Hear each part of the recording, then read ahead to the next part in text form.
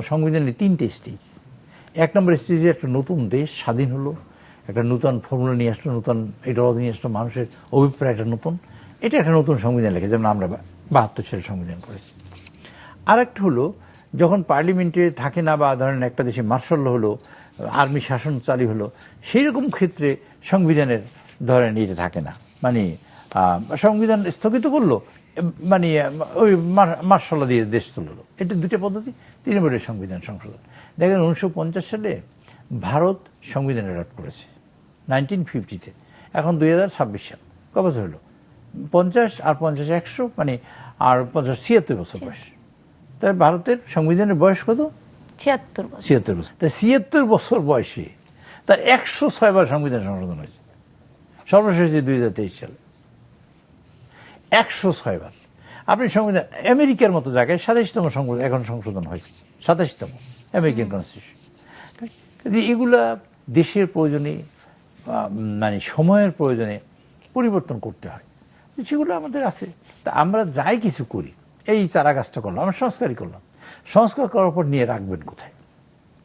সংবিধানেই তো আপনাকে সংবিধানে ইনকর্পোরেট করতে হবে, এইটি হলো মূল কথা। এই বিষয়টা আমি বুঝাতে পারিনি।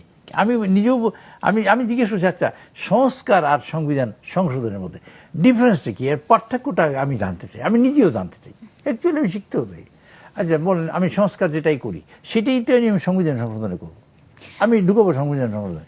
সেজন্য বলছি যে আপনার সংবিধান সংশোধনে থাকেন, তারপর এইখান থেকে সংস্কার যদি করতে তারা করেন, যা করতে তাই করেন। এবং দেখেন, আমি ধারণা করি ওনারা বুঝছেনও হয়তোবা, অথবা মানে আমি মনে করি, বিশ্বাস করি যে হয়তো বুঝছেন। কেমনি আমি ধারণা করি, যেমন ধরুন ওনারা সংবিধান সংস্কার করবেন, এই জন্য কিন্তু 2 বার শপথ নিয়েছেন পার্লামেন্ট, মানে সংবিধান সংস্কার পরিষদের একটা শপথ নিয়েছেন, আর নিয়েছেন সংবিধানে সংসদ হিসেবে। আচ্ছা আপনারা সবাই মিলে সংবিধান 2 বার শপথ নিলেন, মহিলাদের দিয়ে 1 বার করালেন কেন?